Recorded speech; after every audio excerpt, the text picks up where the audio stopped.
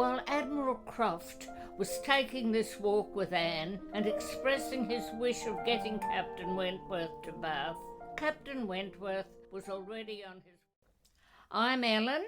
And I'm Harriet, and this is Reading Jane Austen. And as has happened before, for this episode we're joined by my partner, Michael. Hello. This week we're reading chapters 19 and 20 of Persuasion. So let's start with your 100-word summary. Captain Wentworth arrives in Bath and bumps into Anne in a shop. It's raining and he offers his umbrella, but Mr Elliot returns to walk her home. They meet again at a concert and talk about Benwick and Louisa. Wentworth says a man doesn't recover from the devotion Benwick had to Fanny Harville. When the Dalrymples and Mr Elliot arrive, Anne has to sit with them. In a break, she changes seats and Captain Wentworth approaches her again. But they're interrupted by Mr Elliot and Captain Wentworth leaves the concert. This makes Anne realise he's jealous of Mr Elliot. So that was my 100-word. And this time I was lucky enough to persuade Michael to write a 100-word summary, so I didn't have to. Okay, so here is my 100-word summary, which is similar but a bit different. On a rainy day in Bath, Anne Elliot first sees Captain Wentworth and then unexpectedly encounters him in Mollands. Captain Wentworth is struck and confused by the sight of her. Their conversation is interrupted by the return of Mr Elliot to escort Anne home. They meet again a few days later at a concert in the Assembly Rooms. They discuss the events at Lyme, and their conversation convinces Anne that his feelings for her are returning. Mr Elliot intervenes to escort Anne in.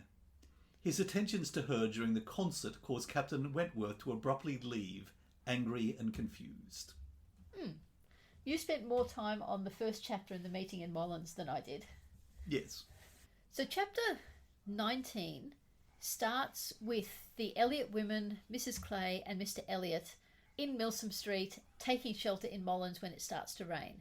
Something that I find very fascinating is practically the whole of these two chapters take place in public places where they're trying to make signals to one another with other people in the background, because so much of it takes place indoors, and so it's all tied up with not just where they are, but the sort of manners that are appropriate in these places. So the kind of signals they've got to be giving are signals appropriate to public manners and public places. I agree that the social signalling is a really important part of this chapter. However, I think one of the interesting ways in which Jane Austen writes this, it's much more from Anne's point of view. Yes. So we clearly know what Anne is doing and what her intentions are. We don't get that from Captain Wentworth. We get her reactions to him. We get to hear him saying these things, but we don't know, just as she doesn't know, whether this is actually deliberate signalling or whether it's subconscious. Again, that's something that we saw. Anne has been monitoring Captain Wentworth and what his thinking and what his actions mean for the last 8 years. And now she's got another chance to see him again. Yes. Yeah. And then there's also that business of who acknowledges whom. And Anne, so nervy at different points, she's sort of terrified that Lady Russell and her family are going to cut by not acknowledging that they've known Wentworth before, and is so relieved when they do. Except, of course, in chapter 19 in Mollands, Elizabeth won't recognise him. Yes. Let's just go through the chapter a bit methodically now that we've talked about general impressions. Yes. One of the things I noticed in the very beginning bit, and it's probably I was conscious of it because we're going to be talking about Elizabeth later, but Jane Austen is so snarky about Elizabeth's sense of self-importance. Yes. First of all, when she says, the rain wasn't much, but enough to make shelter desirable for women, and quite enough to make it very desirable for Miss Elliot to have the advantage of being conveyed home in Lady Dalrymple's carriage. And then later on, when there's only room for two in the carriage, There could be no doubt as to Miss Elliot. Whoever suffered inconvenience, she must suffer none. The other side of that is this picture you get that it's perfectly all right if it's raining and you see a friend's carriage to in effect rush up to them and say, "Can you give me a lift?" Yes. I think there's more to it than that, because it's not just a friend, it's the Dowager Yes. Dalrymple. So- I'm so so- important that I can get a lift from her. Yes, that's what I was going to say. It's assuming quite a lot of privilege. And quite a lot of visible privilege between the two of them. Yes. That Yes. everyone will see that the carriage is coming for Miss Elliot. Yes. The other thing I noticed at the start of this chapter, before Wentworth has actually appeared, is that when Mrs. Clay and Anne are debating who should go in the carriage and who should walk with Mr. Elliot, and it says Anne was most sincere in preferring a walk with Mr. Elliot. So we're still getting this picture that Mr. Elliot is still basically the person she likes best in Bath. Yes. Is this the point where Mrs. Clay has sent him off on a message for her? To what extent is he doing this wooing of Mrs. Clay that we don't hear about? Yeah, I also thought that it's kind of like Emma, though at a lower level. You don't pick it up on your first read through, but on your second read through, when you know what happens at the end, you realise that Mrs. Clay's civility rendered her quite as anxious to be left to walk with Mr. Elliot as Anne could be. Yeah. And then the bit about him going off on an errand for her. These are kind of the first hints you get that you don't notice the first time through, that they've got something going on. Yes, yes.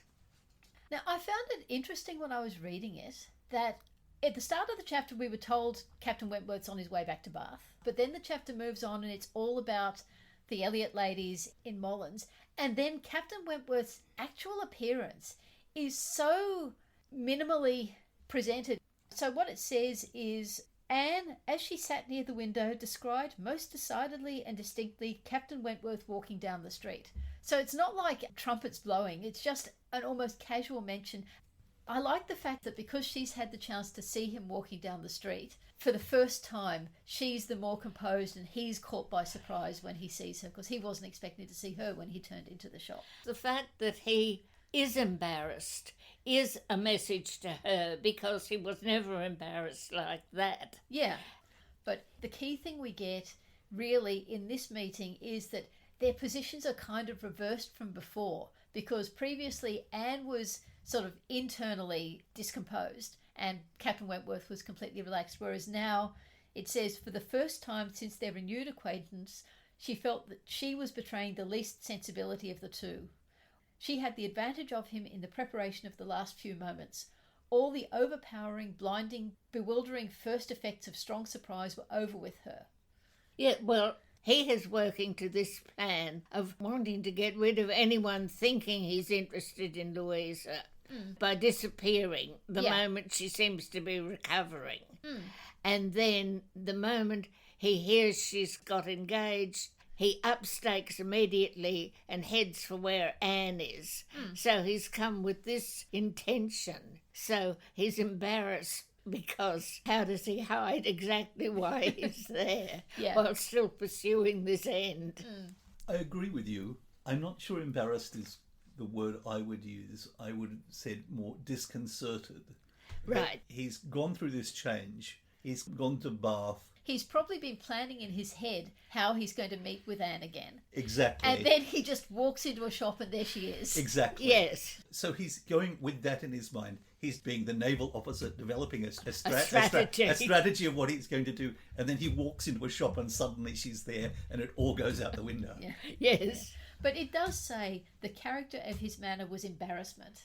She could not have called it either cold or friendly or anything so certainly as embarrassed. Yes. And then the sort of, and this is something I think I got out of one of the Talking of Jane Austen books, the very prosaic nature of Wentworth saying, though I only came to Bath yesterday, I've already bought myself an umbrella. So what strikes me about the umbrella comment is it's very much an insider comment. It reminds me at least that Jane Austen had lived in Bath. I suspect it's the kind of inside joke that people in Bath would talk about, that it rains all the time and the most important thing to have in Bath is an umbrella. And you can also see someone walking down the street and can say, he must have just arrived. Look how new his umbrella is. Yes.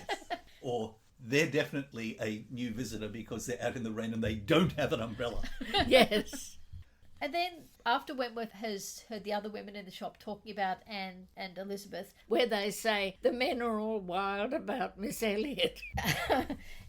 although Anne was quite keen to walk home with Mr Elliot, now that she's doing it, all she can think about is Captain Wentworth. And so even though his subjects were the kind they always talk about, such as praising Lady Russell and making insinuations highly rational against Mrs Clay, I kind of love the idea that Anne and Mr Elliot are bitching about Mrs Clay when they're in private.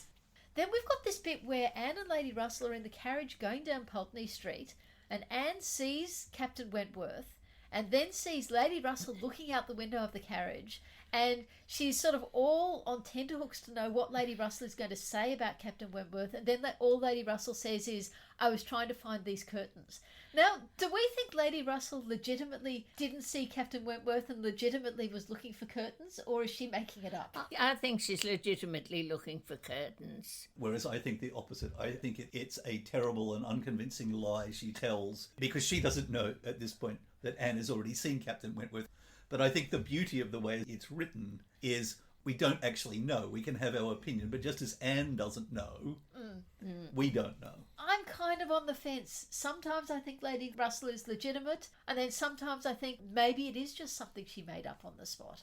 I think it's completely legitimate. I think Jane Austen put it in there to have something funny to say about somebody. Okay. When she's been giving this whole chapter without much humour in it. But I think it's a deliberate choice by Jane Austen to present it in a way that does not give you the answer. We don't have an omniscient narrator telling us whether she's lying or telling the truth. We are put in the same position as Anne of trying to work it out.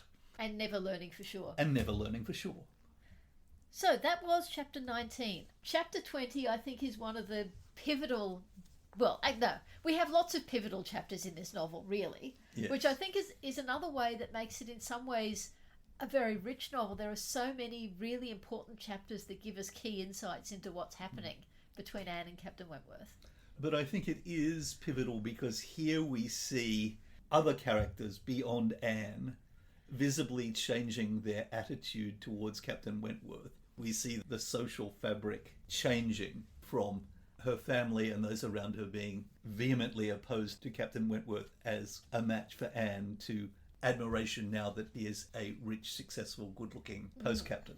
When I look at this chapter, what I tend to see it as having the main purpose of revealing to Anne that Wentworth is once again in love with her. Throughout the whole chapter, just the way she was following his life story in the past, she is monitoring everything he does, what he says, what does this mean, what does that mean, and her spirits go up and down as she interprets the different things. But what I see as settling it is the point, and probably Wentworth is doing this on purpose, when he talks about Benwick's engagement to Louisa, and more or less implies that Louisa wasn't good enough for Benwick, which is a very strong flag to Anne that Louisa wouldn't have ever been enough for him. Their first conversation is when the Camden Place ladies and Sir Walter have arrived, but the Dalrymples and Mr Elliot haven't, so they're just hanging around waiting for them. So they have this long public but private conversation, and I think the two key messages that Captain Wentworth gives to Anne are, first of all, that Louisa Musgrove is very nice, but she's not as good as Fanny Harville was, and therefore, by extension, not as good as Anne. And then the second one is, if you love someone like Fanny Harville, or Anne, you don't recover from it that quickly. I think what this also does is turns Anne's conviction over. From now on, she's looking at what Captain Wentworth does as related to her, and that Anne is now sure it's going to end happily. See, I don't think she's sure it's going to end happily. She's sure it exists. She's yeah. sure it exists, and she's now freaking out on how to make sure it does end happily. Yes, I think this is where the two of them start to reveal to each other their feelings. Well, no, see, Captain Wentworth isn't seeing Anne's feelings yet. Anne doesn't really reveal her well, look, she reveals her feelings to him in the sense that she's being very responsive to him. She chats to him. But her absolute feelings about the past are not revealed till those last chapters. I think this is about the power of the narrative voice and the perspective from which the narrative voice comes. We have a much clearer idea of Anne's internal life because that is what the narrator is revealing to us. However, she's not revealing to us Captain Wentworth's internal life. What she's revealing is Anne Elliot viewing and responding to her interactions with Captain Wentworth, but we're not hearing the same kind of internal mental dialogue from Captain Wentworth. I think that's the difference between how the two characters are presented in these chapters. But it's not just these chapters, it's been that way all the way through the book. Yeah, we've talked about it in previous episodes, how Anne is always looking at Captain Wentworth and working out what he's feeling. I agree that's been happening all along, but I think this is where that really comes to the forefront.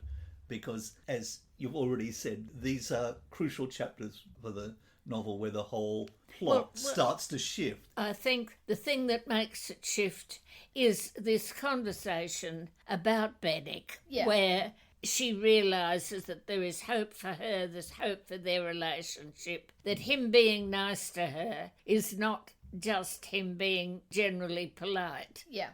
The other thing I wanted to say, just as a sort of side issue, is why does Benwick fall in love with Louisa? When we were talking about Benwick, we said it was just part of the whole, he had an affectionate heart, he must love someone. But since then, I've actually seen two different comments on the internet with two different points of view on it. One of them is that maybe what attracted him to Louisa was exactly that she was so very different from Fanny. Yes. And the other one is that he was able to nurse Louisa, which he couldn't do for Fanny. Fanny died and he wasn't there. This time he's there and he can help and she gets better and Fanny didn't. And it's like he's getting a second chance.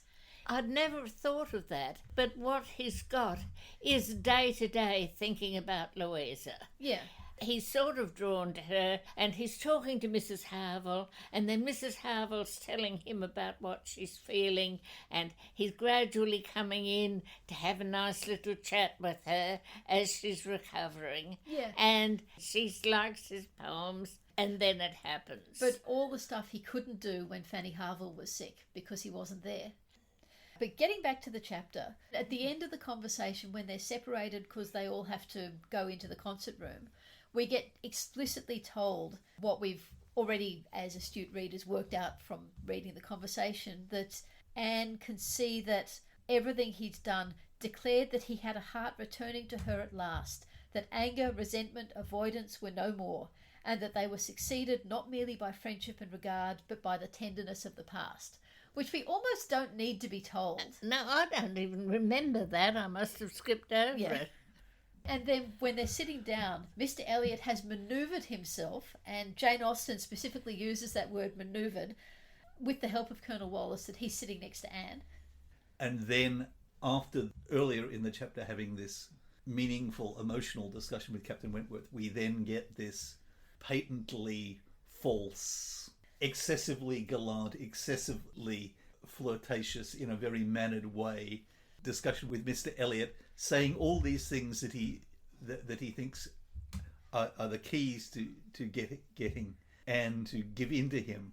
And perhaps they have been working earlier on, but it seems to me that all his flowery flattery of her in this stands in strong contrast to the much plainer but much more emotionally charged discussion she just had with Captain Wentworth. The way it's presented allows us almost to see what's going on in Anne's mind, that she's now recoiling from these kind. No, I think it's even cleverer than that, because she's not recoiling. She joins in with the jokey, excessive compliment about Italian, but then when he says that he knew her by report long before she came to Bath. It says, Mr Elliot was not disappointed in the interest he hoped to raise. No one can withstand the charm of such a mystery. To have been described long ago to a recent acquaintance by nameless people is irresistible, and Anne was all curiosity. She's not recoiling from him at this stage because this conversation is the kind of way she's been talking to Mr Elliot, and it is still being successful, even though she's in the back of her head, she's thinking about Captain Wentworth. So at this point, she is actually still being receptive at that level to Mr Elliot, but she's still thinking Captain Wentworth because she thinks that this person who might have talked about her could be Captain Wentworth's brother. Yes. But then you get what is essentially Mr Elliot's proposal, where he says, the name of Anne Elliot has long had an interesting sound to me. If I dared, I would breathe my wishes that the name might never change. I'm wondering, do you think if I dared just means because he's still technically in mourning for his wife, so he can't actually propose at this time? Actually, I don't know if it is that. I think it's just the first hint that wait a while and I'll propose. Yeah. Yes, I think it's strategic. And to soften you up a bit. Yeah. Yeah. So it won't come as a big surprise. Yeah. Yes. But no, I agree with Michael. Strategic is the right word. Absolutely everything Mr. Elliot says and does in this chapter is strategic as compared to everything Captain Wentworth does, which is from the heart. Yes. Exactly. This is also the bit where we finally get the Elliot clan recognising Captain Wentworth, when we have this great bit where Lady Dalrymple says, Irish, I dare say.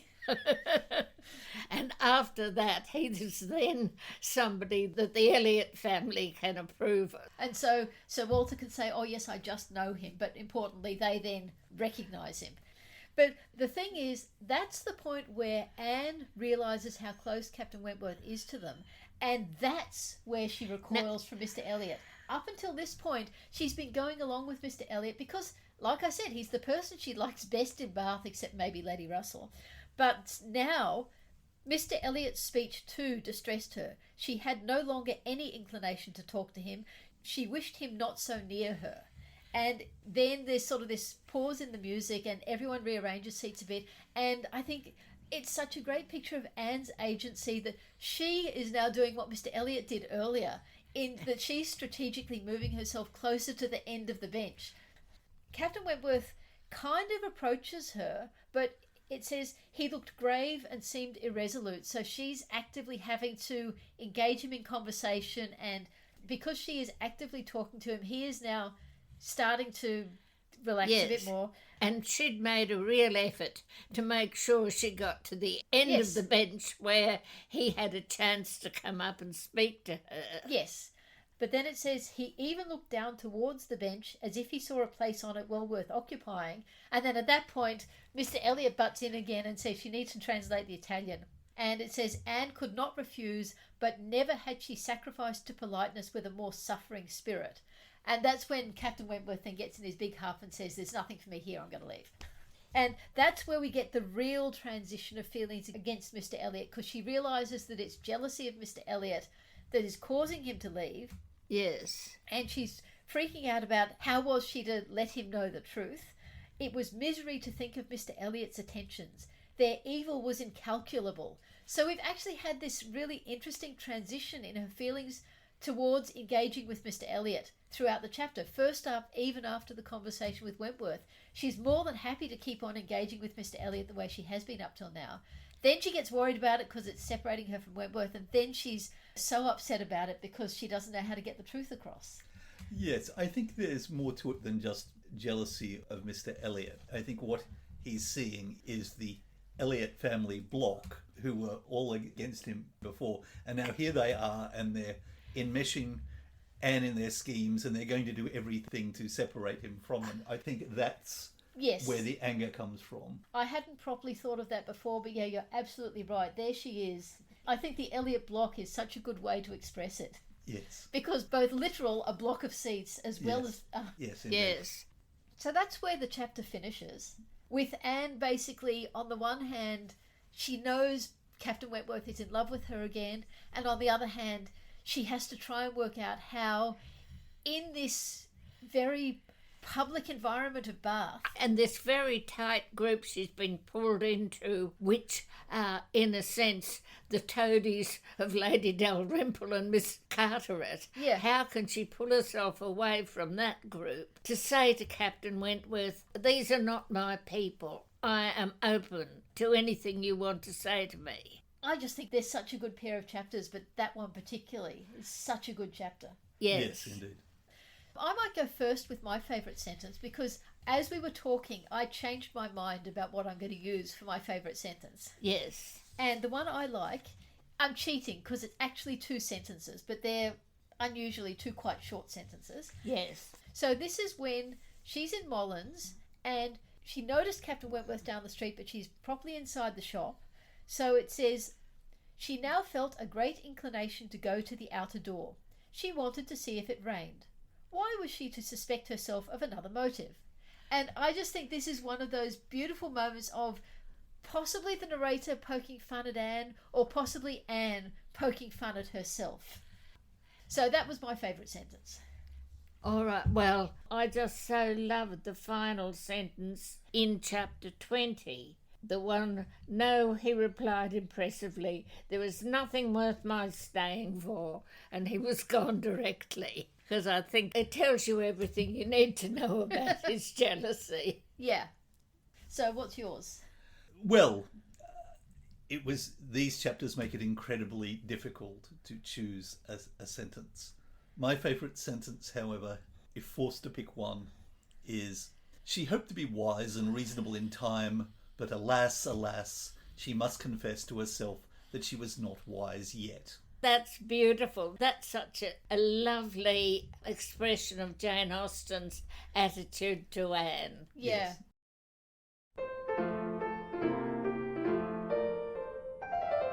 The character we're talking about today is Elizabeth Elliot, who is not a particularly nice person, I suppose. But, well, okay, Elizabeth Elliot is 29 during the course of this book, but her birthday is the 1st of June, which we know from the baronetage, which means within a couple of months of the end of this book, she is going to be 30. Quelle horreur. Yeah. One of the things we learn about her is that she is very handsome. You know, it says that there are some women who are handsomer at 29 than they were 10 years earlier. Yes, and generally speaking, if there has been neither ill health nor anxiety, it is a time of life at which scarcely any charm is lost. Yes, and we even know from the conversation of the women in Mollands, as we talked about earlier. The men are all wild after Miss Elliot. Yes. Anne is too delicate for them. Yes, so it must not just be Sir Walter and Elizabeth who think she's very good looking. She must in fact still be a handsome woman, Yes, as they so say. why are none of these men who are wild after her asking her to marry them? Well, probably because they've spent half an hour in conversation with her. Because Yeah. remember, that was something Anne was thinking early when she realised Elizabeth was certainly expecting Mr Elliot to propose. Yeah. And she thought, well, Elizabeth is still good looking and hopefully Mr Elliot won't spend so much time talking to her that he realises what she's really like. I suppose another thing that sort of strikes me is we never get any of her thoughts. We never see the world from her point of view. We actually kind of do right at the start when it says 13 years had seen her mistress of Kellynch Hall presiding and directing with self-possession. It's a long paragraph, I'm not going to read it all out, but it repeats 13 years had seen this. For 13 years she'd been doing that.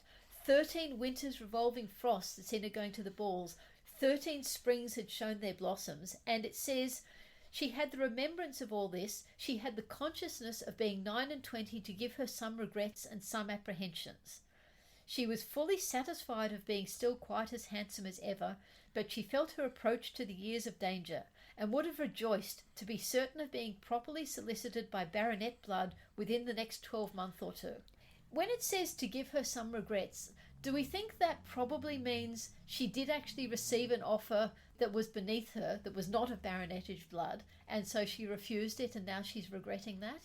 We aren't really told whether she was very fussy or whether in fact nobody approached her. So I suspect that previously her expectations was that she would marry up.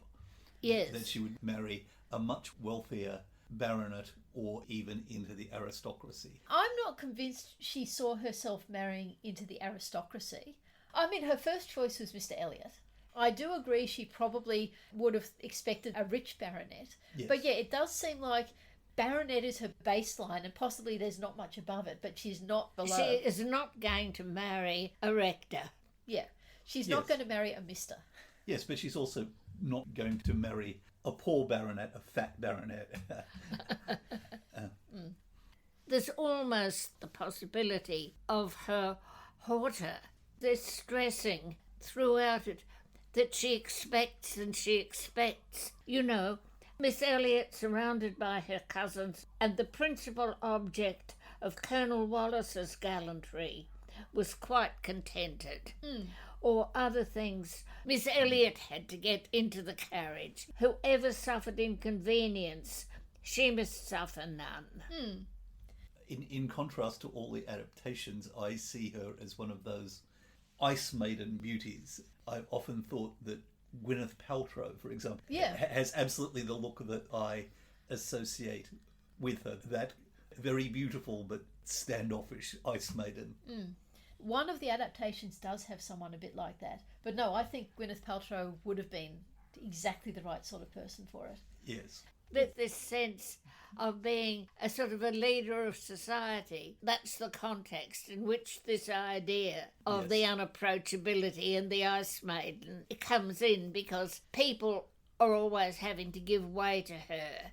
Perhaps because I mentioned Gwyneth Paltrow, it has now occurred to me that she has a certain amount in common with Emma, who is also the centre of social attention in a very, very small community, which allows her to develop this inflated notion of her own importance. Yeah, I think that's being a little unfair to Emma. Well, no, Emma is way younger. The big thing, though, that I felt was Emma really didn't meet many people. Yes. That was actually the other thing I wanted to say. Her relationship with Mrs Clay.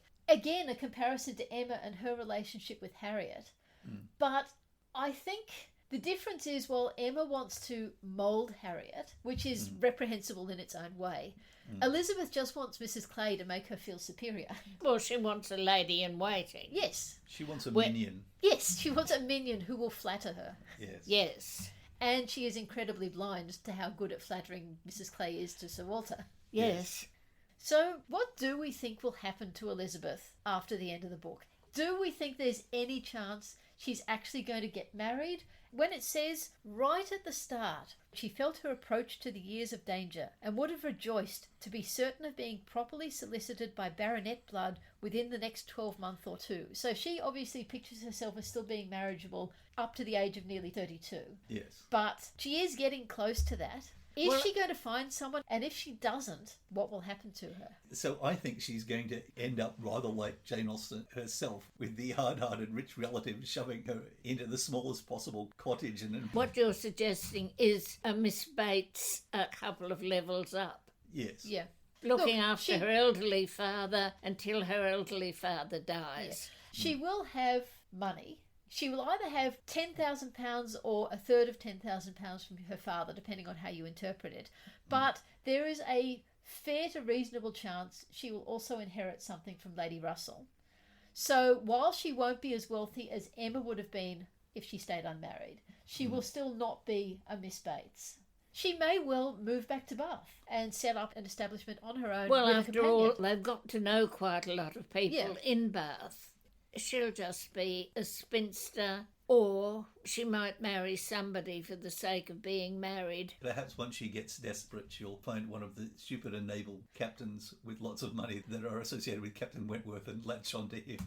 There are going to be a lot of sailors around, aren't Exactly. there? Yeah. With lots of prize money. It had been at sea since they were 14. But their prize money will be drifting away a bit. Well, it depends if they're managing it well or not. Of course, if they marry Elizabeth, they're not going to be managing it well because she'll just spend it. Honestly, if she was just a little bit nicer, I would feel sorry for her. It's a bit sad, her hoping for Mr Elliot all those years. Well, no, I don't think she hoped for him all those years. She hoped for him for 2 years and then he got married, and then this picture of her not wanting to look at the baronetage because she saw no marriage for herself and only that of a younger sister, made the book an evil, and more than once, when her father had left it open on the table near her, had she closed it with averted eyes and pushed it away. It basically shows she's presenting herself as Ice Queen, self-possessed, really important, but underneath she is starting to panic a little bit. Yes. But like I said, if she were a bit nicer, I'd feel sorry for her. But every time I start to feel sorry for her, she does something horrible to Anne.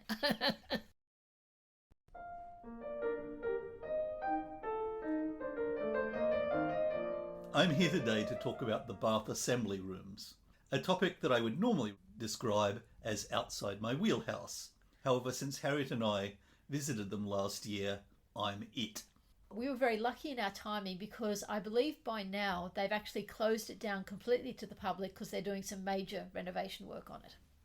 Rather than just discuss the assembly rooms themselves, I also want to use them as a way of illustrating where Bath as a whole sat in the complex social hierarchy of Regency Britain. I think it could be easy when looking at Bath's Georgian elegance, particularly as it is represented in historical dramas, to assume that it was a place occupied by the country's elite, the rich and famous. But that was never true, even in its heyday some decades before the time Jane Austen is writing about. In the Regency, Bath was not a place frequented by royalty or the aristocracy, or even the wealthiest gentry of the Mr Darcy class, all of whom preferred the newly fashionable seaside bathing resorts such as Brighton. Instead, as Jane Austen tells us, Bath is a place where Sir Walter can be important at comparatively little expense. One reason for Bath's decline during the Regency is not one that makes it into the tourist brochures. Its 18th century success was largely due to money flowing in from nearby Bristol, a port city whose wealth was largely derived from the transatlantic slave trade. The decline and eventual suppression of this disgusting trade in human misery played an important part in Bath's decline. This is probably one reason that the Bath Assembly Rooms were not completed until 1771 by John Wood the Younger, even though they had been proposed by his father, unsurprisingly John Wood the Elder, some decades before. This lack of money also led to a key decision when they opened, which may surprise many people today. They were not exclusive, but were open to anyone who was able to pay the entrance fee. This is without doubt one of the main reasons that Sir Walter and Elizabeth regard them as not fashionable enough for the Elliots. The entry fees were not so little that anyone could afford them, but they were within the means of shopkeepers and even better paid servants. To use a Regency Blackadder analogy, Butler Blackadder could have afforded to go, but Baldric couldn't.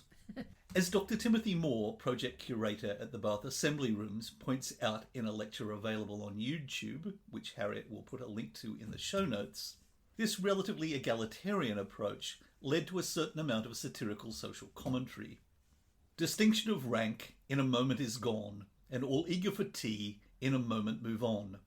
And Mistress O'Darby, the dealer in butter, now sweats by the side of the sweet Lady Flutter. The assembly rooms were originally known as the Upper Assembly Rooms, as there were already another set of assembly rooms in Bath, which became known as, you guessed it, the Lower Assembly Rooms. This was because of their geography, wasn't Yes. it? That the upper rooms were higher up. The Upper Assembly Rooms are not upper because they are posher, they're upper because you have to climb up a hill to get to them. Yes. As well as concerts, the assembly rooms also hosted twice-weekly balls, a dress or public ball on Mondays, and a cotillion or fancy dress ball on Thursdays. They were also open every day for walking, billiards, coffee, and, for men, bathing in the basement swimming pool. They were also open for cards every day except Sunday. They also held other special events such as the Master of Ceremonies balls and the annual Queen Charlotte's birthday ball, but it should be noted Queen Charlotte never visited Bath. They were also used for special benefit concerts, and it seems likely to me that this is what is being described in the novel and might be the excuse that the Elliots give themselves as to why it is okay for them to attend. Well, and because it's by someone patronised by Lady Dalrymple. Yes, sorry, that's really what I meant.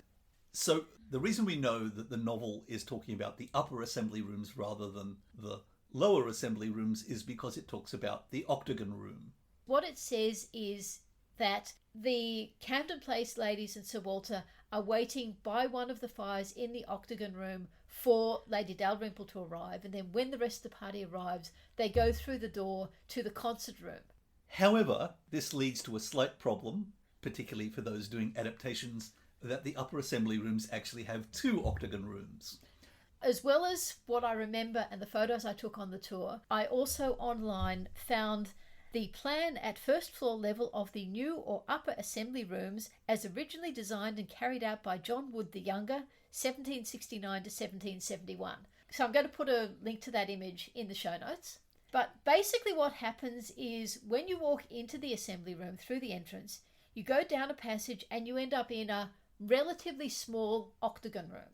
And that octagon room has 3 exits to it. The exit on the left takes you through to the ballroom, which is the entire depth of the building. The exit on your right takes you to the tea room, and the exit in the centre takes you through to the second octagon room, which in its original design was the card room. But subsequently they built a separate room on the other side of that, and that became the card room.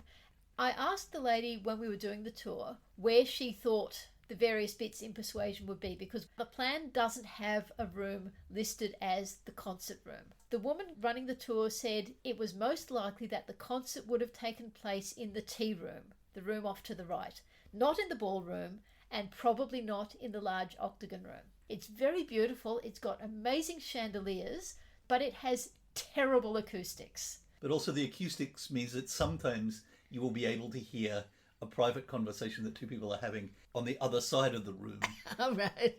Yes, it's very, very strange. So the question is, were they gathered waiting for the Dalrymples in the small entry room, octagon room, or in the larger octagon room?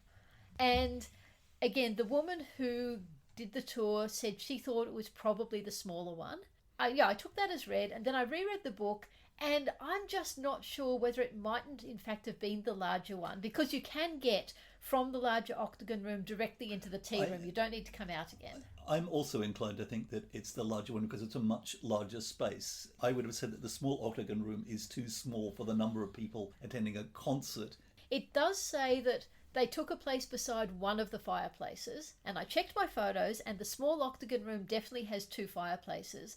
I don't know, maybe someone out there has more definite knowledge than me, but I am now inclining to think that what they did was they went in, they walked through the small octagon room into the larger octagon room to mingle before then using the doorway that goes from that directly into the tea room. I'm inclined to think that too, because it allows people to move around and socialise in a way that doing that in a small octagon room would be like trying to do it in an elevator. Yeah.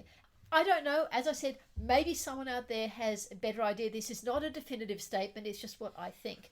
Now, I do know that at least 1, if not 2, of the adaptations certainly use the larger octagon room for those scenes. But that would be a filming logistics thing, because you couldn't possibly get a film crew and the cast into the small octagon room. Also, the large octagon room is a much more beautiful room with its fancy mirrors and its big chandeliers and things like that. It's definitely posher. Yeah.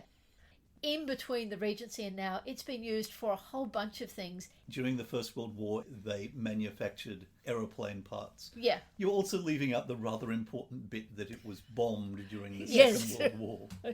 Yes. The thing is that somehow or other, anything to do with the assembly rooms and so on, but when Harriet's father and I visited them in the 1960s, nobody mentioned that these had probably been rebuilt within the last 2 or 3 years. Indeed.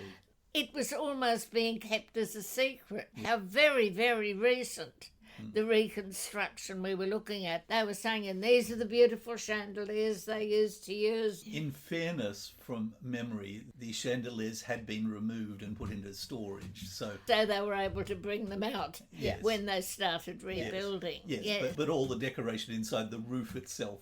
Except the place had probably been, so well photographed and drawn. Yes, but in the 20th century, it had very seriously declined. And for context, context in terms of the assembly rooms are not as posh as we thought. On the day we went for the tour, one of the rooms was set up for a local boxing match later that weekend. The thing that was so good about being able to do a tour of the assembly rooms is that it's an actual place Jane Austen went, and it's also the actual place described in the book. So not the actual place in Well, the sense yeah. that it's a reconstruction. yes, but it is like the steps on Lyme Regis. It's not like you have to think, well, this is what Pemberley might have been like. Yes. No, this is what it was like. Yes. This is what Jane Austen had in her head when she was writing these scenes.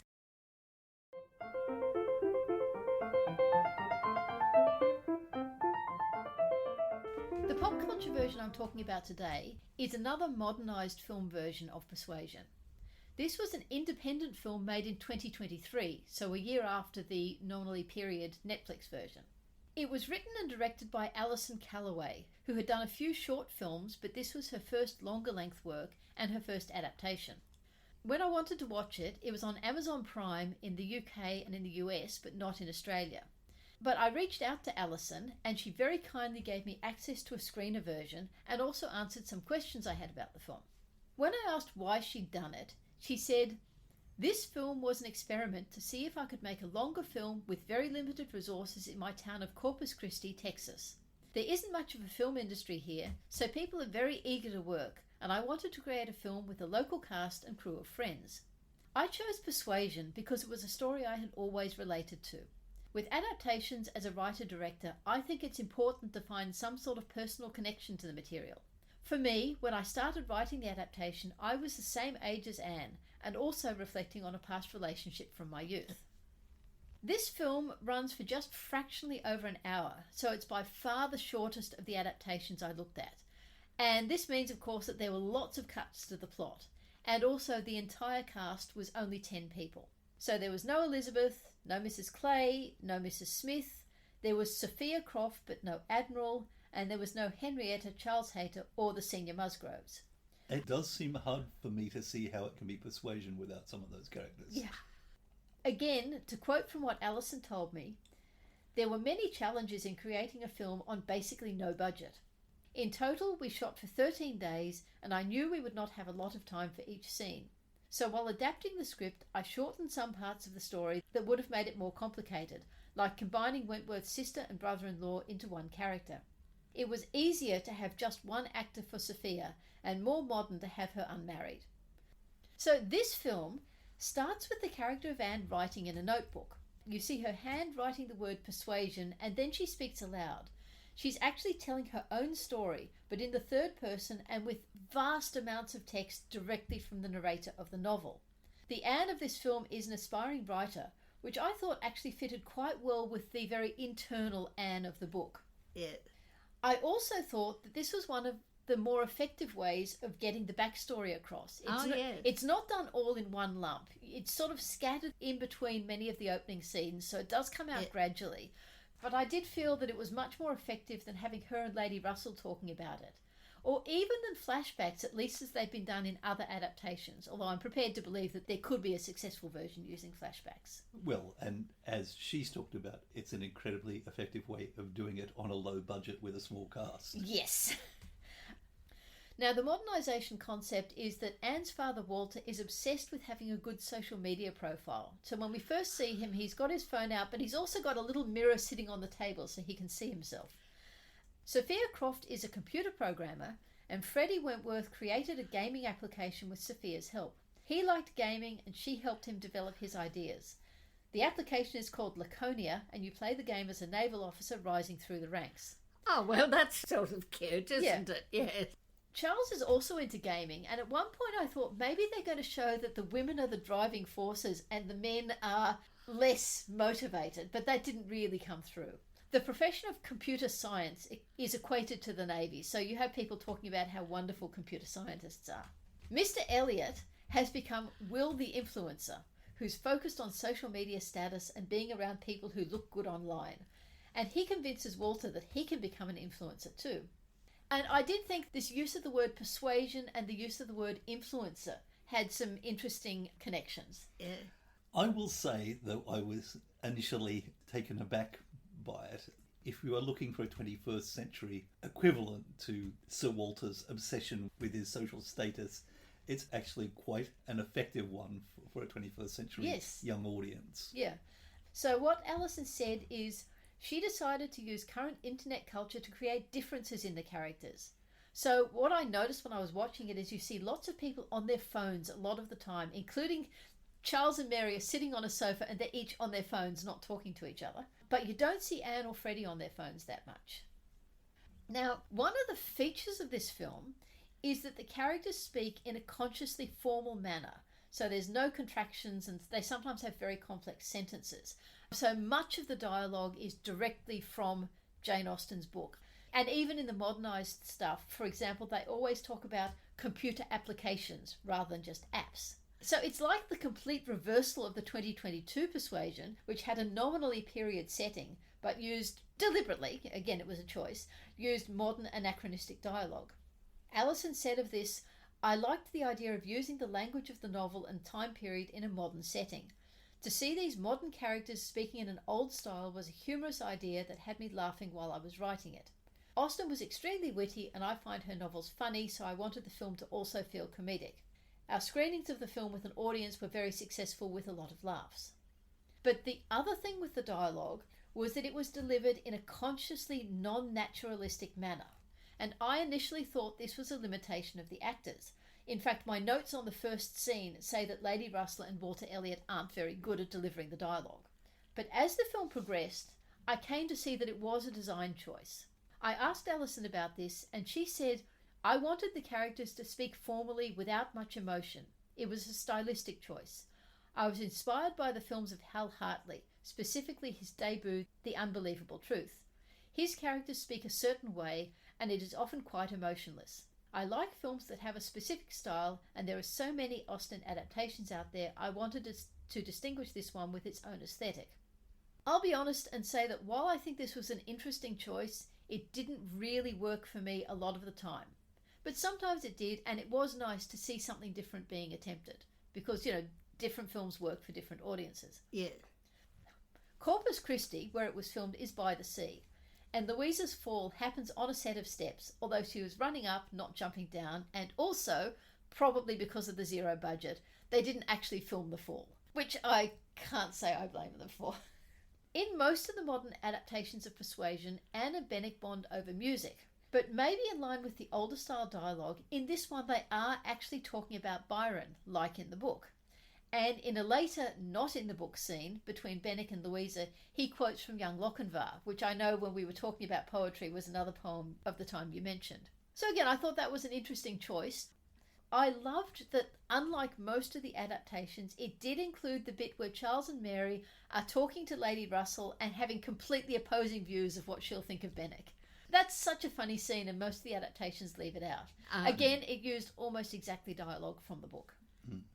The equivalent of the concert scene in Bath is when Will the Influencer invites Anne to a concert by a band called the Dalrymples, and she in turn invites Sophia and Freddie. So again, we've got Anne being more proactive as she is in the book.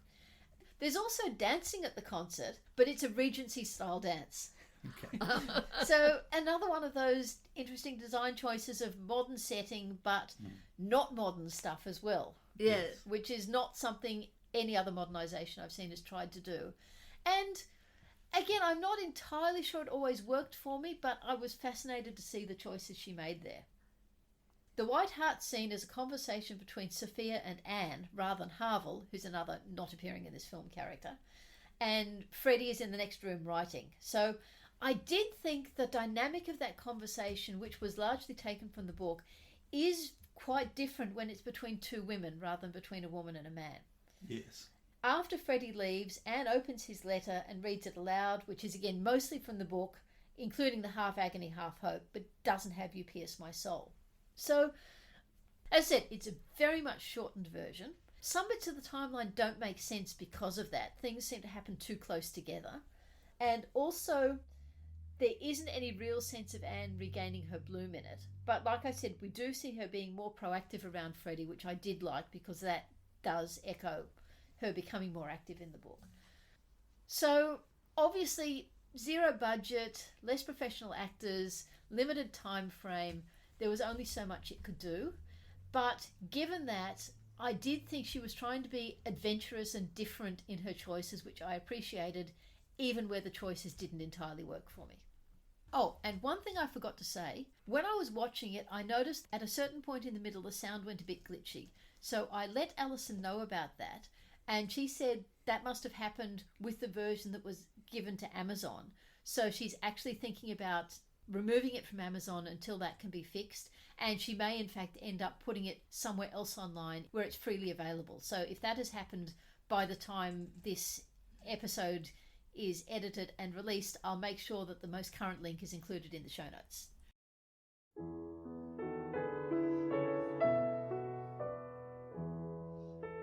You've been listening to the Reading Jane Austen podcast with me, Harriet. Me, Michael. And me, Ellen.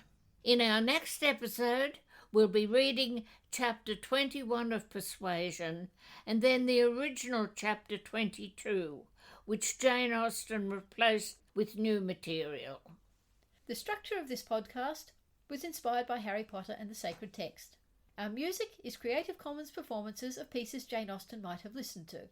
You can find us on our website, readingjaneausten.com. We're also on Facebook at Reading Jane Austen and Instagram at reading_Jane_Austen. You can email us at readingjaneausten.com or rate and review us in your podcast app. We hope you'll join us next time.